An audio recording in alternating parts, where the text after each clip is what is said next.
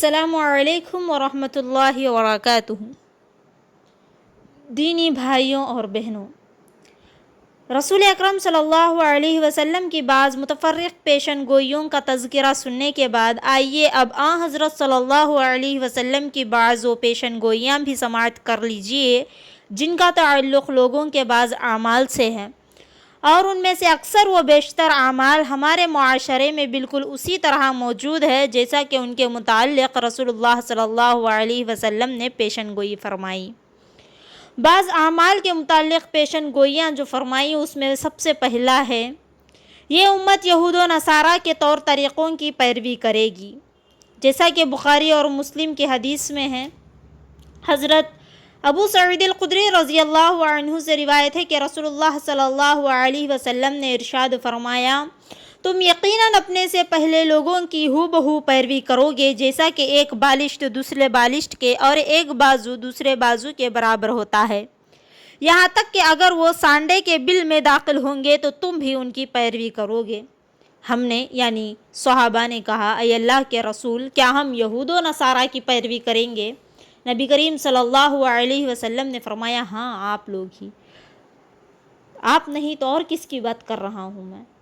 معزز سامعین و سامعات، رسول اللہ صلی اللہ علیہ وسلم کی یہ پیشن گوئی بالکل لفظ بہ لفظ پوری ہو چکی ہے۔ کیسے؟ جیسے کہ آج مسلمانوں کی اکثریت یہود و نصارہ کے طور طریقوں کو اپنائے ہوئے ہیں، عقائد میں بھی اور اعمال میں بھی، رہن سہن میں، اٹھنا بیٹھنا، ظاہری وداعت، خاندانی تعلقات، مالی معاملات، الغرض یہ کہ طرز باش وہی ہے جو یہود و نصارہ کا ہے۔ یہاں تک کہ یہ کرسمس منانا، یہ نئے سال کی مبارکبادی دیتے ہوئے اپنے بچوں کو روکے بغیر اس میں ملوث کرتے ہوئے، ان کو شاباشی دیتے ہوئے ان کے غلط راستے پر خاموشی اختیار کرنا، یہ سب کچھ یہود و نصارہ کی پیروی میں ہی شامل ہے۔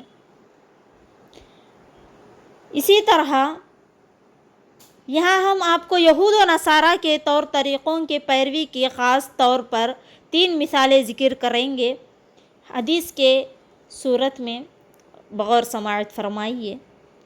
حضرت عائشہ رضی اللہ عنہ اور حضرت ابن عباس رضی اللہ عنہ بیان کرتے ہیں کہ رسول اللہ صلی اللہ علیہ وسلم مرض الموت میں بار بار یوں ارشاد فرماتے، لعنت اللہ علی الیہود والنصارى اتخذوا قبور انبیائہم مساجدا۔ یہود و نصارہ پر اللہ تعالیٰ کی لعنت ہو جنہوں نے اپنے انبیاء کی قبروں کو سجدہ گاہ بنا لیا۔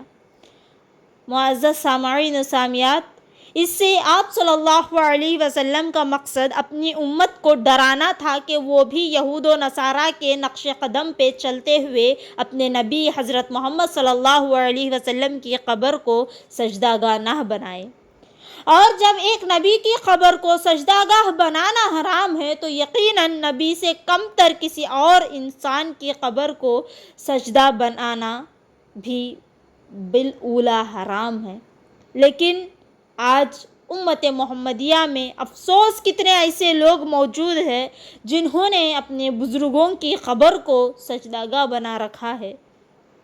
تو کیا یہ یہود و نصارہ کے طور طریقوں کی پیروی نہیں معزز سامعین و سامعات؟ اور میرے سمجھ میں یہ بات بھی نہیں آتی کہ اگر مردے کچھ دے سکتے ہیں تو یہ درگاہ پر کھڑے بھکاری زندہ لوگوں سے کیوں مانگتے ہیں؟ بتائیے ہمیں، اس کا جواب آپ لوگوں کے پاس۔ دوسرا طور طریقہ، اللہ تعالیٰ کا فرمان ہے سورہ توبہ آیت نمبر 31 میں، بسم اللہ الرحمن الرحیم، اتخذوا احبارہم ورہبانہم اربابا من دون اللہ۔ انہوں نے، یہود و نصارہ نے، اپنے علماء اور درویشوں کو اللہ کے سوا اپنا رب بنا لیا۔ یہود و نصارہ نے اپنے علماء و مشائخ کو کس طرح اپنا رب بنا لیا تھا، اس کی وضاحت اس حدیث سے ہوتی ہے۔ ترمذی کی حدیث ہے، حضرت عدی بن حاتم رضی اللہ عنہ بیان کرتے ہیں کہ میں نے رسول اللہ صلی اللہ علیہ وسلم کی خدمت میں حاضر ہوا اور میری گردن میں سونے کی سلیب تھی، تو آپ صلی اللہ علیہ وسلم نے فرمایا یا عدی، اے عدی اس بت کو اتار پھینکو۔ پھر میں نے رسول اللہ صلی اللہ علیہ وسلم کو سورہ برات کی یہ آیت پڑھتے ہوئے سنا، اتخذوا احبارهم ورهبانهم اربابا من دون اللہ۔ آپ صلی اللہ علیہ وسلم نے فرمایا خبردار، وہ ان کی عبادت نہیں کرتے تھے، بلکہ وہ جب کسی چیز کو حلال قرار دیتے تو یہ اسے حلال تصور کر لیتے، اور وہ جب کسی چیز کو حرام کہتے تو یہ اسے حرام مان لیتے تھے۔ گویا یہود و نصارہ کا علماء اور درویشوں کو اپنا رب بنانے کا معنی یہ ہے کہ انہوں نے ان کو حلت و حرمت کے اختیارات دے رکھے تھے، حالانکہ یہ اختیارات کس کو ہے؟ صرف اللہ تعالیٰ کے پاس ہے۔ اور آج مسلمانوں میں سے بھی بہت سارے لوگوں نے اپنے مولویوں اور پیروں فقیروں کو یہ اختیارات دے رکھے ہیں، اور یہ پیشن گوئی عین مطابق ہے جیسے رسول صلی اللہ علیہ وسلم نے بتائی ہے۔ یہ ہوا دوسرا طور طریقہ۔ تیسرا، حضرت عبداللہ بن عمر بن عاص رضی اللہ عنہ بیان کرتے ہیں کہ رسول اللہ صلی اللہ علیہ وسلم نے ارشاد فرمایا، میری امت میں بھی ویسے ہی صورتحال پیدا ہو جائے گی جیسے بنی اسرائیل کی تھی، اور میری امت کی ان کے ساتھ مشابہت اتنی زیادہ ہوگی جتنے ایک جوتے کے جوڑے میں ہوتی ہے، یہاں تک کہ اگر ان میں سے کوئی شخص اپنی ماں سے علل اعلان بدکاری کرے گا تو میری امت میں بھی ایسا شخص ضرور آئے گا۔ اور بنو اسرائیل کے لوگ 72 فرقوں میں تقسیم ہو گئے تھے، جبکہ میری امت 73 فرقوں میں بٹ جائے گی، سب کے سب جہنم میں جائیں گے سوائے ایک کے۔ صحابہ اکرام رضی اللہ عنہم نے کہا، نجات پانے والی ایک جماعت کون سی ہے؟ آپ صلی اللہ علیہ وسلم نے فرمایا، جس منہج پر میں اور میرے صحابہ اکرام رضی اللہ عنہم ہیں، اسی منہج پر چلنے والی جماعت جہنم سے نجات پا لے گی۔ معزز سامعین و سامعات، اس حدیث میں رسول اللہ صلی اللہ علیہ وسلم نے امت کے افتراق کے بارے میں جو پیشن گوئی فرمائی ہے وہ پوری ہو چکی ہے، اور فرقہ بندی میں امت مسلمہ بنو اسرائیل سے بھی آگے بڑھ گئی ہے۔ ان کے 72 فرقے تھے، جبکہ اس امت کے 73 ہیں۔ معزز سامعین و سامعات، دوسری پیشن گوئی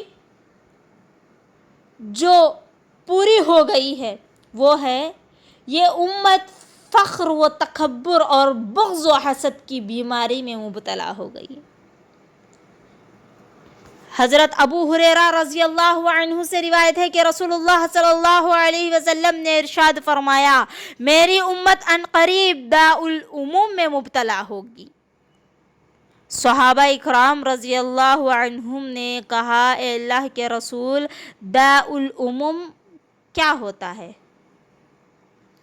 آپ صلی اللہ علیہ وسلم نے فرمایا، فخر و تکبر کرنا، مال و دولت وغیرہ زیادہ سے زیادہ حاصل کرنے کی کوشش کرنا، دنیا کے حصول کے لیے ایک دوسرے سے آگے بڑھنے کی کوشش کرنا، ایک دوسرے سے بغض رکھنا، اور ایک دوسرے سے اس قدر حسد کرنا کہ نوبت ظلم تک جا پہنچے۔ اس حدیث میں رسول صلی اللہ علیہ وسلم نے جن امراض کے بارے میں پیشن گوئی فرمائی وہ سب کے سب آج ہمارے مسلم معاشرے میں افسوس کے ساتھ موجود ہے۔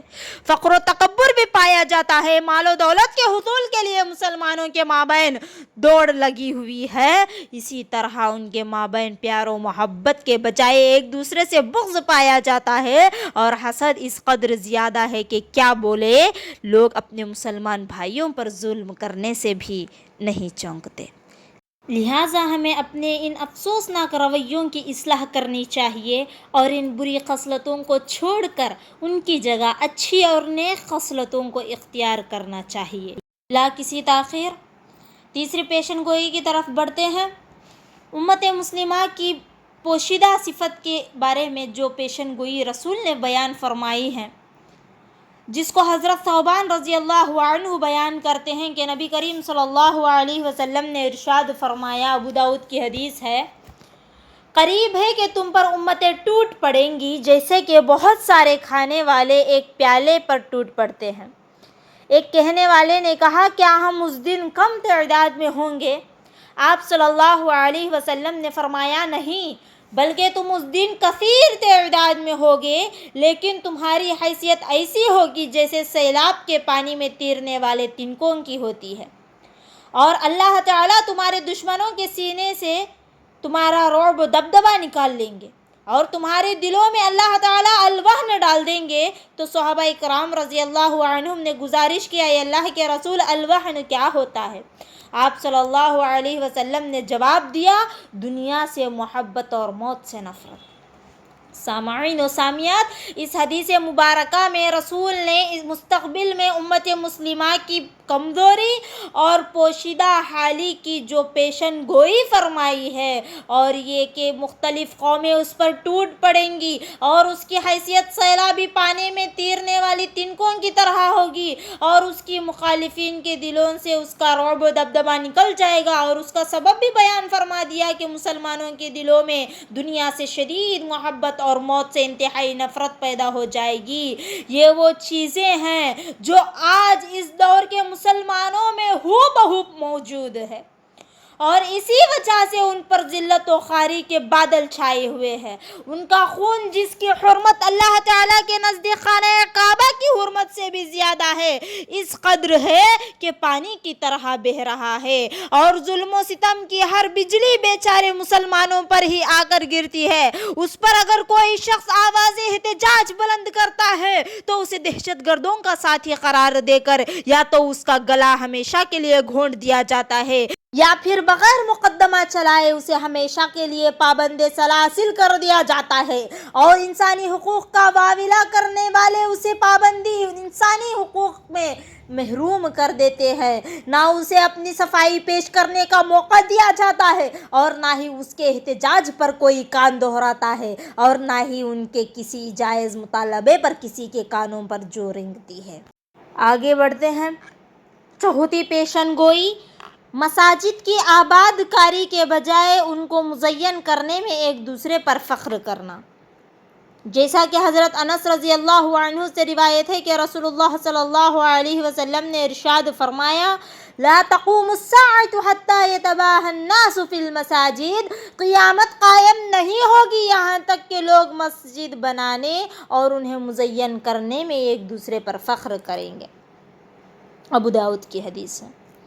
ابو داؤد میں ایک اور جگہ پہ حضرت عبداللہ بن عباس رضی اللہ عنہ روایت کرتے ہیں، رسول اللہ صلی اللہ علیہ وسلم نے ارشاد فرمایا، ما امرت بتشیید المساجد، مجھے مساجد کو مزین کرنے کا حکم نہیں دیا گیا ہے۔ قال ابن عباس رضی اللہ عنہم نے فرمایا، تم مساجد کو ضرور بضرور مزین کرو گے جیسا کہ یہود و نصارہ نے کیا۔ اور رسول اللہ صلی اللہ علیہ وسلم کی یہ پیشن گوئی بھی بعین پوری ہو چکی ہے۔ چنانچہ دیکھا جا سکتا ہے بہت سارے مسلمان عالی شان مساجد کی تعمیر اور ان کی خوب تزئین و آرائش پر گراں قدر سرمایہ تو خرچ کر رہے ہیں، لیکن انہیں آباد کرنے پر توجہ ہی نہیں دے رہے ہیں۔ ان میں سے بہت سے ایسے ہیں جو سرے سے نماز تک نہیں پڑھتے، اور جو پڑھتے ہیں ان میں سے بہت سے ایسے ہیں جو مساجد میں باجماعت نماز پڑھنے کے بجائے جہاں ان کا جی چاہتا ہے پڑھ لیتے ہیں، جبکہ رسول صلی اللہ علیہ وسلم نے کیا ارشاد فرمایا ہے، جو شخص اذان سن لے پھر مسجد میں نہ آئے تو اس کی نماز نہیں ہوتی سوائے اس کے جس کے پاس عذر ہو۔ آج اذانیں سنی جا رہی ہیں باقاعدگی سے، لیکن مسجد تک جا کر پڑھنے کی فرصت ہمارے پاس نہیں ہے۔ اللہ اکبر، نعوذ باللہ۔ معزز سامعین و سامعات، پانچویں پیشن گوئی، حلال و حرام کی تمیز ختم ہو جائے گی کہہ کر اللہ کے رسول نے ارشاد فرمایا، جو حدیث ابو ہریرہ رضی اللہ عنہ بیان فرمائے ہیں، لوگوں پر ایک ایسا زمانہ ضرور آئے گا کہ جس میں کسی شخص کو اس کی پرواہ نہیں ہوگی کہ اس نے مال کیسے حاصل کیا ہے، حلال طریقے سے کہ یہ حرام طریقے سے۔ حلال اور حرام میں تمیز تک نہیں رہے گا۔ آج ایسا ہو رہا ہے کہ نہیں ہو رہا ہے؟ تو ہو گئی نا پیشن گوئی پوری۔ اس دور میں غیروں کا تو چھوڑو، مسلمانوں میں بہت زیادہ یہ چیز پائی جاتی ہے۔ زیادہ سے زیادہ مال و دولت کو جمع کرنا اپنا مقصد حیات بنا لیے ہیں، اور اس سلسلے میں ان کے نزدیک حلال و حرام کے درمیان تمیز ختم کرنے کی کوئی حیثیت نہیں ہے۔ بس مال حاصل کرنا چاہیے، خواہ جائز طریقے سے ہو کہ یا ناجائز طریقے سے، پرواہ نہیں۔ رشوت اس قدر عام ہو چکی ہے کہ کوئی چھوٹے سے چھوٹا کام بھی رشوت دیے بغیر پورا نہیں ہوتا۔ سودی کاروبار مختلف ناموں سے جاری ہے اور دھوکہ، فراڈ، خیانت، چوری اور ڈاکہ زنی وغیرہ یہ ایسے طریقے ہیں جو ناجائز طریقوں پر مال کمانے کے ہیں، اور افسوس کہ مسلمانوں میں یہ چیز بکثرت موجود ہے۔ اور اس کے علاوہ چھٹی پیشن گوئی جو ہمارے درمیان پہ پوری ہو چکی ہے، بدکاری، ریشم کا لباس، منشیات کا استعمال اور آلات موسیقی۔ حضرت ابو عامر یا ابو مالک الاشعری رضی اللہ عنہ بیان کرتے ہیں، بخاری کی حدیث ہے، رسول صلی اللہ علیہ وسلم نے ارشاد فرمایا، اس حدیث میں رسول اللہ صلی اللہ علیہ وسلم نے جن اعمال کے بارے میں پیشن گوئی فرمائی ہے وہ بھی امت مسلمہ میں نہ صرف موجود ہے بلکہ کئی مسلمان انہیں حلال بھی تصور کرتے ہیں، حالانکہ شریعت میں ان کی حرمت کے واضح دلیل موجود ہے۔ کئی اسلامی ممالک میں بدکاری کے اڈے کھولنے کے لیے باقاعدہ لائسنس جاری کر کے یہ پیشہ اپنانے والی خواتین کو قانونی تحفظ فراہم کیا جاتا ہے۔ ریشمی لباس جو اس امت کے مردوں پر حرام کیا گیا ہے اسے کئی لوگ سر عام پہنتے ہیں، جبکہ رسول صلی اللہ علیہ وسلم کی ایک حدیث کے مطابق اس امت کے مردوں پر ریشم حرام ہے۔ حدیث، میری امت میں ایسے لوگ یقیناً آئیں گے جو زنا، ریشم کا لباس، شراب اور آلات موسیقی کو حلال تصور کر لیں گے، اور شراب کی بوتلیں مختلف ناموں سے بازاروں اور مارکیٹوں میں عام ملتی ہیں، اور سرکاری سرپرستی میں شراب و کباب، رقص و سرور اور ناچ گانوں کی محفلوں میں بھی منعقد کی جاتی ہے۔ یاد رہے کہ الخمر سے مراد صرف شراب ہی نہیں بلکہ اس میں تمام نشہ آور چیزیں شامل ہیں، کیونکہ رسول صلی اللہ علیہ وسلم نے ارشاد فرمایا، کل مسکر خمر وکل مسکر حرام ومن شرب الخمر فی الدنیا فمات وهو يدمنها لم يتب لم يشربها فی الآخرہ۔ ہر نشہ آور چیز خمر ہے اور ہر نشہ آور چیز حرام ہے، اور جو شخص دنیا میں شراب نوشی کرتا رہے اور بغیر توبہ کے مر جائے تو وہ آخرت میں جنت کی شراب سے محروم ہو جائے گا۔ اور جہاں تک گانوں کا تعلق ہے تو یہ ایک ایسی چیز ہے کہ جسے نہ صرف گناہ نہیں سمجھا جاتا بلکہ کئی روشن خیال لوگوں نے اس کے جواز کے فتوے بھی جاری کر دیے ہیں، اور اسی لیے اب لوگ اسے دل بہلانے اور فارغ اوقات کو ٹائم پاس کے لیے مشغول ہو جانے کے لیے بہترین ذریعہ تصور کر لیے ہیں، جبکہ رسول صلی اللہ علیہ وسلم نے ایک اور پیشن گوئی کرتے ہوئے فرمایا کہ جب آلات موسیقی پھیل جائیں گے، گانے والے عام ہو جائیں گے اور شراب نوشی کو حلال تصور کر لیا جائے گا تو اس وقت اللہ کا سخت عذاب نازل ہوگا، جس کو حضرت سہل بن سعد رضی اللہ عنہ نے بیان کیا ہے کہ آخری زمانے میں لوگوں کو زمین میں دھنسا دیا جائے گا، ان پر پتھروں کی بارش کی جائے گی اور ان کی شکلیں مسخ کی جائیں گی۔ آپ صلی اللہ علیہ وسلم سے پوچھا گیا ایسا کب ہوگا؟ تو آپ صلی اللہ علیہ وسلم نے فرمایا، جب آلات موسیقی پھیل جائے گی، گانے والیاں عام ہو جائیں گی اور شراب کو حلال سمجھ لیا جائے گا۔ ہو رہا ہے کہ نہیں ہو رہا ہے؟ آج گانے بجانے پھیل گئے ہیں، گانے والے مرد الگ اور گانے والی عورتیں بہت زیادہ ہے ان سے بڑھ چڑھ کر آج، اور شراب پی کر تو ایسے گھومتے پھرتے ہیں جیسے پانی۔ مردوں کو تو چھوڑو، عورتیں بھی اس میں شامل ہیں، لڑکیاں بھی اس میں شامل ہیں، فیشن سمجھتے ہیں اس کو پینا، شراب کو پینا، وٹکا گٹکا کیا کیا نام ہے، الگ الگ نام ہے۔ الگ الگ نامیں، عورتوں کے لیے الگ، مردوں کے لیے الگ. ہے وہ شراب، نشہ آور چیز، لیکن الگ الگ. اس طرح لوگوں کو گمراہ کرتے ہیں. اور ایک اور پیشن گوئی، خلوت میں محرمات کا ارتکاب نیکیوں کے لیے تباہ کن. حضرت ثوبان رضی اللہ عنہ اس کے تعلق سے بیان کرتے ہیں کہ رسول صلی اللہ علیہ وسلم نے ارشاد فرمایا، میں یقیناً اپنی امت کے ایسے لوگوں کو جانتا ہوں جو قیامت کے روز ایسی نیکیاں لے کر آئیں گے جو تہامہ کے پہاڑوں کے مانند روشن ہوں گی. تہامہ یعنی مکہ مکرمہ کے جو پہاڑیں ہیں اتنی بڑی بڑی پہاڑوں کے روشن ہوں گی، لیکن اللہ تعالیٰ ان کی ان نیکیوں کو ہوا میں اڑاتے ہوئے چھوٹے چھوٹے ذرات کے مانند اڑا دیں گے.